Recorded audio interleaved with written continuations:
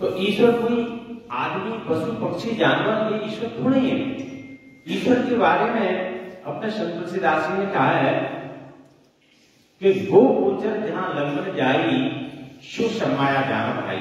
मतलब भगवान राम लक्ष्मण को समझा रहे हैं कि जो तुम इन आंखों से देख रहे हो, अब देखो यहाँ कई चीजें आपके सामने आ जाती हैं जो अपन को समझने की जरूरत है। जैसे माने जिसने दीक्षा ली है वो तुम लगभग समझ ही रहे होंगे, माने जिसने दीक्षा नहीं ली है, या बहुत से लोग दीक्षा लेने के बाद भी नहीं समझ पाते। मतलब जैसे अपने 20% लोग समझ रहे होंगे, लेकिन अपन को सभी को समझने की जरूरत है। जैसे हमने चौपाई जो पढ़ रहे हैं, ये इसका थोड़ा सा डिटेल अपन को समझना चाहिए, इसका विस्तृत पढ़ने की। गो गोचर जहां लगन जाई सो समाया जान भाई। अच्छा जी, क्यों समझने की जरूरत है? अभी अपन ने देखा है, जैसे अभी ये अपना जो कुंभ चल रहा है, इसमें जो है ना अपने जो जिन्होंने दीक्षा ली है या सब कुछ जानते भी हैं, लगभग 80% लोगों के दिमाग में ये भरी हुई है कि कुंभ में जाना एक बहुत बड़ा महत्वपूर्ण कार्य है। मतलब यानी इससे अपने पाप निकल जाएंगे या इससे क्या मोक्ष मिलेगा, ऐसी भावना है। मतलब तो अपन सब कुछ बताने के बावजूद भी अपन ऐसा करते हैं, तो फिर अपनी ये गलती है, अपनी कमजोरी है। तो इसके विषय में अपन को पूरी तरह से समझना चाहिए। जो हम चौपाई पढ़ा है उसका डिटेल भी बताएंगे आपको। तो तुलसीदास जी का क्या मत है कि गो गोचर जहां लगन जाई सो सब माया जाना भाई। देखो इसका अर्थ समझे। गो गोचर का मतलब होता है जो हम इन आंखों से देख रहे हैं, हम इन आंखों से देख रहे हैं और अपना जहां तक की मन जा रहा है। तुलसीदास जी क्या कह रहे हैं? गो गोचर जहां लगन जाई सो सब माया जानो भाई। ये सब माया है जो हम आंखों से देख रहे हैं और हमारा जहां तक भी मन जा रहा है, जिस सब माया है। माया माने अस्थाई, परमात्मा स्थायी होता है, मतलब परमानेंट होता है। परमात्मा शाश्वत है, निरंतर है, और माया नाशवान। माया मतलब नाशवान, माया का एक बार नाश होगा, परमात्मा का कभी नाश नहीं होता। परमात्मा सदियों पहले था, अभी भी है, भविष्य में रहेगा। तो तुलसीदास जी का मतलब क्या है कि जो हम इन आंखों से देख रहे हैं और हमारा जहां तक भी मन जा रहा है, जिस माया, माया माना एक बार नाश होगा। प्रकृति विलास सृष्टि लय हुई, इससे मतलब सृष्टि का कभी भी विलय हो सकता है, कभी भी परमात्मा संहार कर सकता है, कभी भी विलय कर सकता है, लेकिन परमात्मा का विलय नहीं होता। परमात्मा स्थायी है। और अपन एक बार बताया था, हमारे पूरी सृष्टि का, जैसे अपन सभी लोग बैठे हैं आज भारतवर्ष में करोड़ों लोग हैं, मतलब 1 अरब 40 करोड़ लोग हैं। इन सभी की आत्मा क्या विश्व में बहुत सारे लोग, अगर अपन गिनती करते तो बहुत सारे हैं, काफी गिनती। तो मतलब ये लोग कहाँ जाएंगे, ये भी एक विषय बनता है, ये समझने की जरूरत है। मान ले आज सृष्टि प्रकृति विलास सृष्टि ले, माने सृष्टि का लय हो जाए, तो ये लोग कहाँ जाएंगे, क्या करेंगे, क्या होगा, मतलब इसका इसके बारे में भी हमने आपको बताया था एक बार, फिर भी अपन समझ लें। जब परमात्मा इस सृष्टि का विलय करता है तो उसमें सभी आत्मा, सभी लोग नष्ट हो जाते हैं। कहते हैं कि नहीं, आत्मा कभी नष्ट नहीं होती, आत्मा कभी नष्ट नहीं होती। आत्मा को न कोई जला सके, न कोई धूप मतलब पानी गीला कर सके, अग्नि जला नहीं सकती, मतलब वो आत्मा का कभी नाश नहीं होता।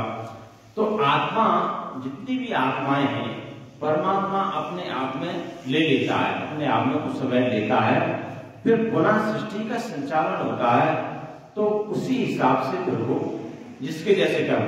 अब यहाँ थोड़ी सी बात और आ जाती है कि जैसे मान ले कोई सत्कर्म है, कोई साधु है, कोई सन्यासी है, कोई तपस्या कर रहा है।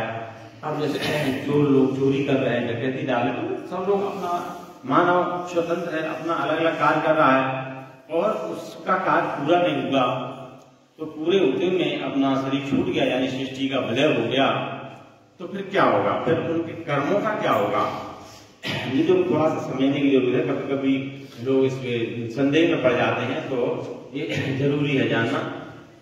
तो माने बीच में ही सृष्टि का यदि विलय हो गया तो फिर उनके कर्मों का क्या होगा, तो वो क्या परमात्मा जो है ना अपने आप में पूरा समेट लेता है और समेटने के बाद पुनः निर्गमन करता है, यानी पुनः जैसे ही सृष्टि का संचालन होगा तो उन्होंने सृष्टि का संचालन किया तो उन्हीं आत्मा के साथ में जो भी मानव जैसे जो कर्म लगे हुए हैं कर्मों के साथ में वो जन्म देता जाता है और उसी हिसाब से वो उसका पूरा कर्म आता है। जैसे मान ले किसी ने सत्कर्म किए, आने के लिए सत्कर्म किए तो उसको तो सत्कर्म जैसा फल मिलना चाहिए, सुख मिलना चाहिए। माने चोरी किसी ने की है तो उसको दंड मिलना चाहिए। इस तरह से जिसके जो भी कर्म है उसी कर्म के अनुसार वो पुनः जन्म ले लेता है मतलब और उसका पूरा कर्म आ जाता है। तो जी समझने का विषय जो हुआ कि परमात्मा आत्मा को समेट लेता है और पुनः निर्गमन करके वो सृष्टि का जैसे ही जन्म संचालन करता है और सृष्टि का निर्माण करता है और निर्माण करते करके जिसका जहाँ जन्म हुआ जिसका जब समय हुआ उसी समय देता जाता है और कर्म भी उसके जो पुराने शेष बचे थे वो साथ में रहते हैं और वो भी कर्मों के साथ अपना लेके आता है। जैसे अपने पुराने संस्कार होते हैं, पुराने जब पैदा होते हैं तो पुराने संस्कार अपने साथ में लेके आते हैं। ऐसे ही जब सृष्टि का यदि निर्माण होगा तो वो सारे संस्कार साथ में आ जाते हैं। तो अपन ये चर्चा कर रहे थे गो गोचर ध्यान रखने जाई शुभ समाया जाना भाई, मतलब हम इन आंखों से जो भी कुछ अपन देख रहे हैं माया है ईश्वर। अब माया का नाश होता है, समय में बताया, और परमात्मा का कभी नाश नहीं होता। अब यहाँ अपन को समझने की जरूरत है, अपना मुख्य उद्देश्य परमात्मा को जानना है और अपने जन्म बनाना है। जैसे तुलसीदास ने चौपाई लिखी कि अस विचार जो परम सयाने भजन मोय संस्कृति दुख जाने, मतलब वे लोग परम सयाने हैं यानी परम चतुर हैं। कौन से चतुर हैं? कि भजन मोय संस्कृति दुख जाने। संस्कृति का मतलब होता है जन्म मरण। जन्म मरण में क्या कष्ट है, जन्म मरण को कष्ट को देख करके मेरा भजन करते हैं, ऐसा तुलसीदास जी कह रहे हैं। तो संस्कृति में क्या कष्ट है, जन्म मरण में क्या कष्ट है, ये अपन को जानने की जरूरत है।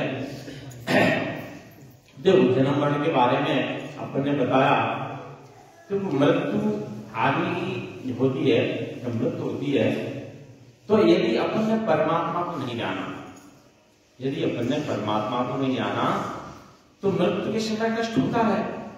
जैसे शैलोबाई लिखती है कि शैलो मृत्यु के समय पीड़ा हुई अपार बिच्छू 1000 जो डंक दें एक बार, मतलब जब आदमी का शरीर छूटता है तो भारी कष्ट होता है। लेकिन कब यदि उन्होंने परमात्मा को नहीं जाना तो कष्ट होता है। और कष्ट कब नहीं होता है कि सुमन मार्ग में कंठ से गिरत न जाने ना, माने यानी अपन ने परमात्मा को जान लिया और परमात्मा का ध्यान करके अपना शरीर छूटा तो अपने को पता नहीं लगता कि अपना कब शरीर छूटता। जैसे हाथी के गले में आप माला डाल रहे हैं और हाथी को ये पता ही नहीं लगे कि माला कब चली जाए, कब निकल जाती है, ऐसे शरीर छूट जाता है। तो ये मानी मरण, जन्म मरण। और जन्म, अब जैसे जन्म का भी अपन समझ लें थोड़ा सा कि जन्मने में ये क्या कष्ट है। जन्मने में वैसे तो जब अपन माँ के गर्भ में रहते हैं, जैसे अपने एक बार बताया था, लेकिन फिर भी कुछ नए लोग भी हैं तो वो भी उनको भी समझ में आ जाएगा। जैसे अपन माँ के गर्भ में थे, बहुत से लोगों का मत क्या है कि बालक जब गर्भ में रहता है, जब गर्भ में रहता है तो लोग कहते हैं कि भैया मुझे कहता है कि भाई हमें बाहर निकालो, और परमात्मा से निवेदन करता है, वो बड़ा नरक में रहता है। ये सब गलत बात है, ऐसा कुछ नहीं है। बालक जब गर्भ में रहता है तब बड़े आनंद में रहता है, वो परमात्मा का ध्यान करते हुए रहता है। तो गर्भावस्था में उसे कोई कष्ट नहीं है, मतलब पूर्ण सुख में रहता है। जब वो बाहर जब पैदा होता है, तुलसीदास ने क्या लिखा कि भूमि गिरत बा ढाबर पानी और जन जीवन माया ले बिठानी, यानी जैसे ही वो जन्म लेता है, जैसे पानी ऊपर से तो निर्मल आता है, नीचे जैसे ही जमीन में आते ही वो मैला हो जाता है। ऐसे बालक जब पैदा होने के बाद में ना, जब पैदा हो जाता है, अब जन्मने का थोड़ा सा कष्ट अपन को जान लेना चाहिए कि यदि मान लें अपने पुराने संस्कार अपन अच्छे लेके नहीं आए तो अपन किसी एक गरीब आदमी के यहाँ जन्म ले लिया अपन ने, जिसे भोजन खाने को नहीं है, मतलब कुछ भी नहीं है, तो ये जन्मने का कष्ट ही है। और अपन किसी अच्छे संस्कार लेके आए कि कभी ऐसे राजा महाराजा के यहाँ जन्म ले जहाँ सारी सुविधाएं हों, मतलब न कोई धन की कमी, न वाहन की कमी, न किसी बात की कोई कमी नहीं। तो ये आपको जन्म और मरण के बारे में आपको समझ में आया होगा कि अपना जन्म भी इतना अच्छा होना चाहिए किसी महान पुरुषों के यहाँ। जो होगा कब? जब अपन परमात्मा को जानेंगे, और परमात्मा को नहीं जानेंगे तो अपन फिर तो अपन जैसा होगा, जो जैसा कर्म करेंगे वैसा ही फल मिलेगा, और किसी गरीब के यहाँ जब मिलेगा। इसलिए परमात्मा को अपन को जानना चाहिए। और जैसे सत्संग में परमात्मा को जानने के साथ साथ में जैसे अनेक प्रकार के कई प्रकार के धर्म भी हैं, वो अपन को धर्म भी करना चाहिए। हर मानव के हर मानव के संस्कार साथ में आते हैं, वो ये नहीं, मतलब ये जन्म जन्म के संस्कार साथ में चलते हैं। और जैसे भीष्म पितामह के 101 जन्म के साथ में थे, तो वो नहीं जान पाए थे, यानी जो कह रहे थे कि भाई हमारे जो है ना, हमारे 100 जन्म बीत गए और 100 जन्म में हमने कोई पाप नहीं किया, तो हमें ये किस जन्म का पाप भोगना पड़ रहा है।